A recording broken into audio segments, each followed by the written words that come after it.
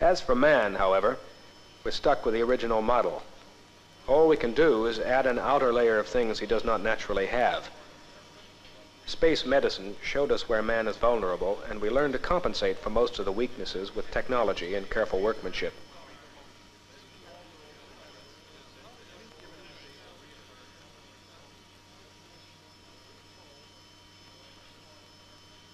I made boxing gloves before I came here, and the fact is I was an experienced sewer, but I had to learn all over again because it was completely different from what I had sewed before.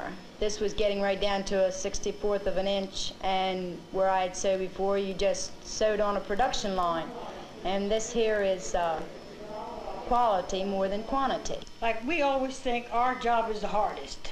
Whatever we're doing, we got the hardest job. But when they say, well, go over there and maybe do so-and-so, well, you'll find out that job is harder than yours. And then a lot of times we're sewing or making things, and maybe the girl next to you, she's doing the same thing, but we never see the suit put together. One don't know where this part goes, or the other one don't know where the other part goes. Like the gloves. If they would give you a glove to sew, you wouldn't know where to start. Well, when they're up there in space, you know what parts you've worked on, and you just say, well, I hope that part don't fail because I'd feel it was my fault if it did. My sentiment is what Hazel said.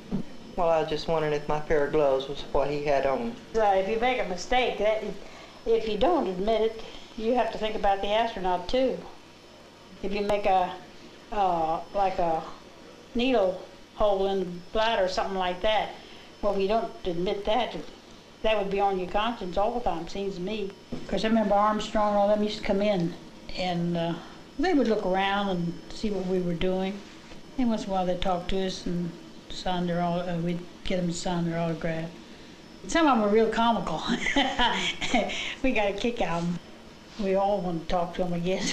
I remember one of them going down the aisle, everybody looked at him, afraid to talk. I said, hi, buddy. Oh, I'd love to go into space. I think it would be really thrilling just to get in there and just blast off. I'd love to go to space and just live there. Every day you get up, you come to work, you go home, you clean house. If we go out there, there's no house, no kids, no problems. I like to ride in an airplane, and I think I'd like to go into space. And I'd like to wear our own suit that we make. I think I could depend on it.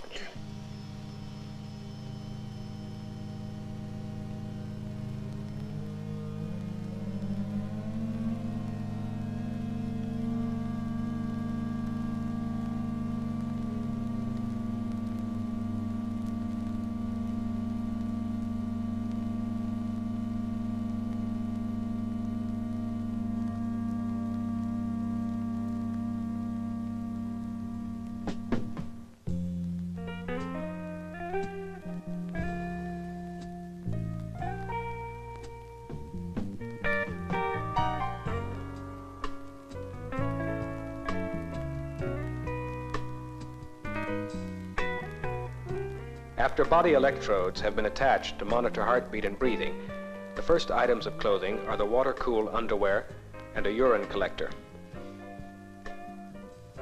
A spacesuit is basically a sealed bag of atmosphere, a stiffened balloon, pumped up to counteract the vacuum of space. It might be called a one-man spaceship of the smallest possible dimensions. The pressure suit has to guard against extreme temperatures, hard radiation from the sun, and tiny meteorites. Yet, it must have the flexibility to allow a man to function as he would in his natural Earth environment.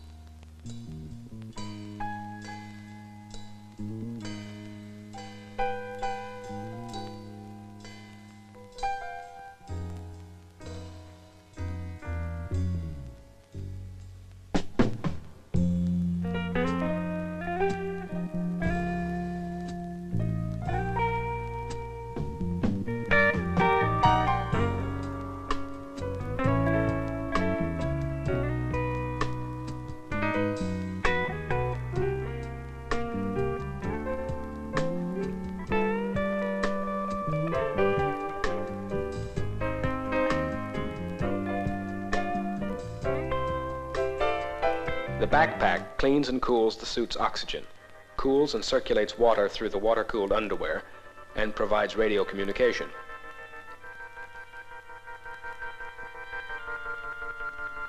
Over the pressure helmet is a clear visor, then a gold-coated visor to protect against micrometeors and solar radiation.